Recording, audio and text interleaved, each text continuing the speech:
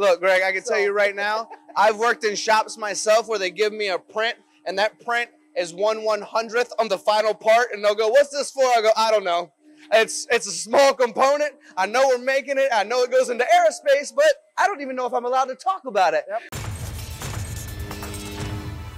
Welcome back to MTDCNC, my friends. We are in perfect Michigan weather. It is sleeting all over us right now, and I'm having a blast, even though this is not like Florida weather. As you can see, we're at NTL Industries today, a company that started in 2017 in a garage, now in over 6,000 square feet. And I want to invite you inside before I freeze to death to take a look at the machining processes that are going on in here, DN Solutions, Haas, Mazak, and so much more. So come on in.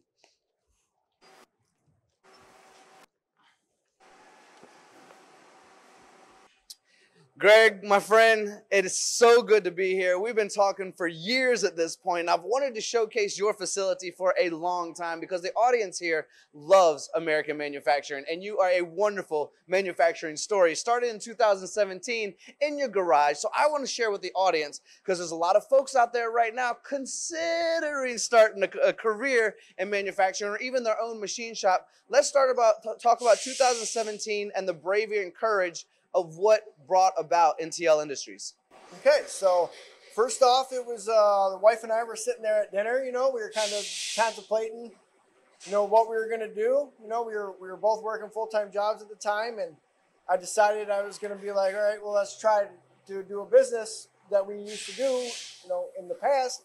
So we were kind of weighing options and different names and stuff like that, and we came up with a name. It was supposed to be N2L. With the number 2, and I was like, I don't like the 2. So now it's NTL, and what that stands for is nothing to lose. Ooh. So put it in the perspective of nothing to lose, right? So you have everything on the table. So you walk out day in and day out, and you're trying to do something for someone else, and it's like, okay, well, let's try it for ourselves. So I put a bid on a machine on eBay. This is the first machine. So I bid a super low bid on the machine, and I was like, all right, well, I wonder what's going to happen, right? So walking through the place of employment where I was at, and I get this message on my phone saying, congratulations, you just won yourself a machine. And I was like, it just got real. That just happened. So from there, it happened in my garage, and I was working two jobs. I was working till 2 o'clock in the afternoon, 2 o'clock till 4 o'clock at night. I was doing sales. 4 to 6 at night, I was hanging out with the kids, wife, family, doing family stuff. From 6, 8 o'clock at night till 3 o'clock in the morning, I was doing work. That's incredible. And, that's the only way to get it done. Wow. See, I knew you guys were going to like this story. Now let's start walking a little bit, Greg, as we continue to discuss, because you've already brought up, I bought a machine on eBay, and that machine we're getting ready to walk toward right now. Okay, so you've now started this company. What gave you the courage? Had you always been a machinist? Has your family been in machining? What was that like when you were first starting? So when I first started, I worked for my father's business, and he had a business back in the early 2000s called Prime Tech Incorporated. And that's where I learned a lot of my cup of tea or all my, main goals with how to run a machine shop or how to do machine work.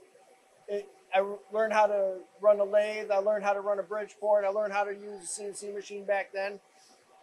And then in 2008 hit, what happened then, the catastrophe and the collapse of the markets and everything like that. And that took a big toll on the family business. So at that time, we had a closed business. So in 2012, we kind of got our feet going again, and I worked at a different location and gained a little bit more experience, in different realm of the machining aspect. So I was able to kind of work my ranks through another business. So I was able to work as a CNC operator, and then I worked in estimating, and then I worked down all the way back up into a manufacturing engineer. So that's kind of where I got my drive behind the whole CNC machining business part.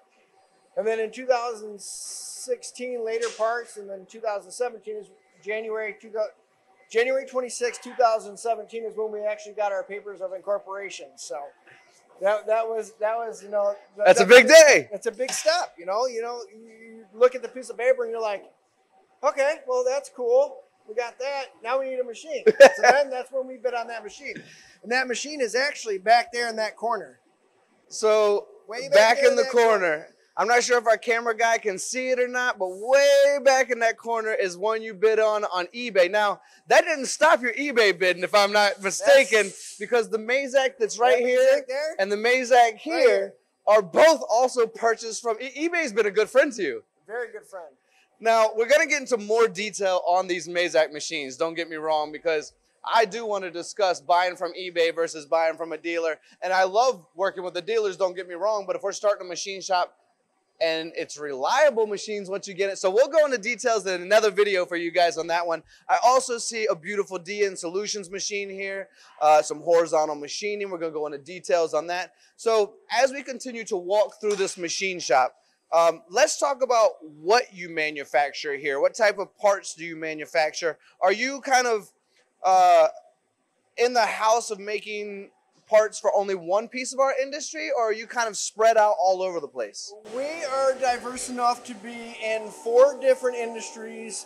In agriculture, we're in hydraulic manufacturing, we are in aerospace, defense, automation, automotive. So that's kind of where, and agriculture.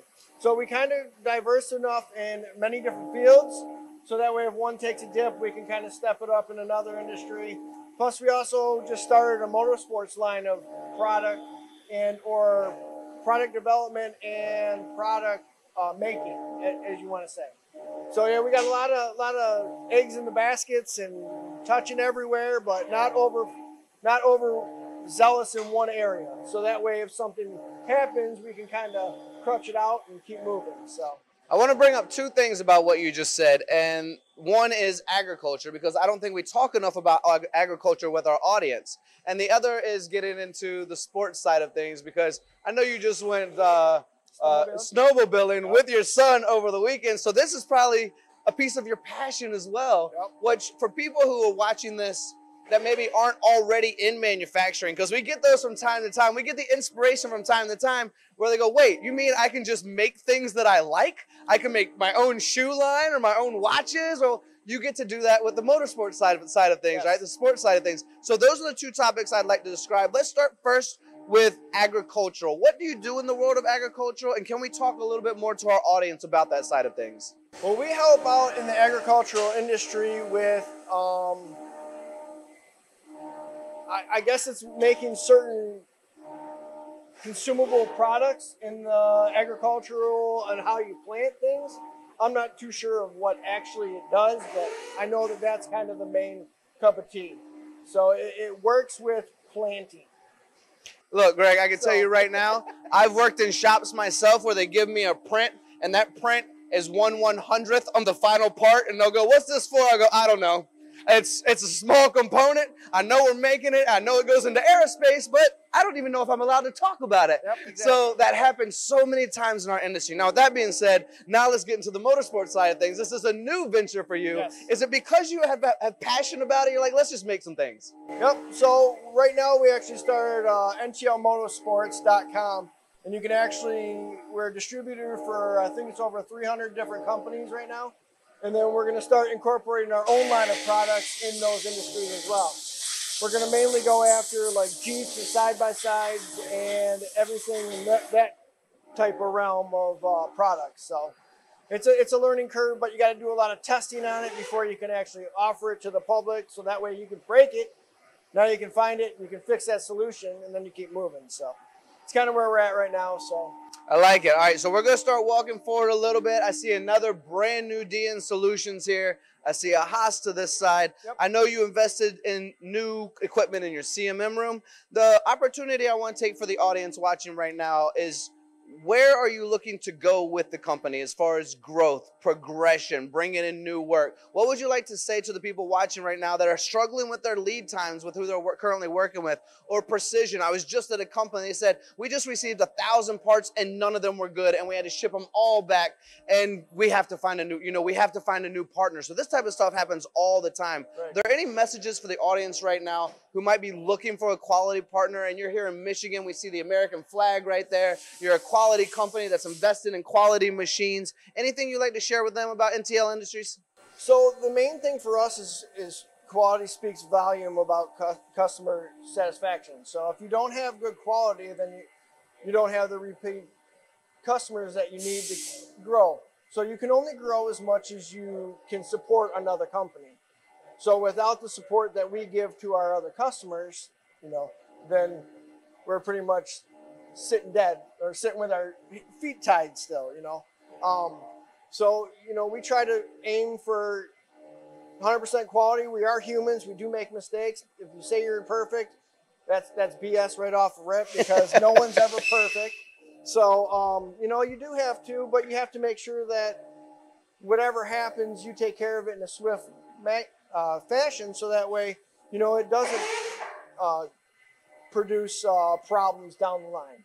So, like on our production lines, I think we've shipped over 500,000 products and haven't had one come back saying it's bad. Did you guys hear that? Over 500,000 products, and none of them have come back bad. That is a quality and reliable partner that you guys can have. Now, we're going to utilize some of our extra footage to showcase the CMM room, the inside of the machines, everything that's going on. And I know you've said it once, but I'd like to repeat it as we close this whole conversation out. Where can we find you? And I know I made the joke already, so security number, credit cards. These are the things I need, but the audience, I think all they need is the website or anywhere if they can find you. You can find us on LinkedIn, Twitter, Facebook, TikTok. NTLindustries.com is another one. And NTL Motorsports is our new line of products that are coming out probably the second half of the second quarter.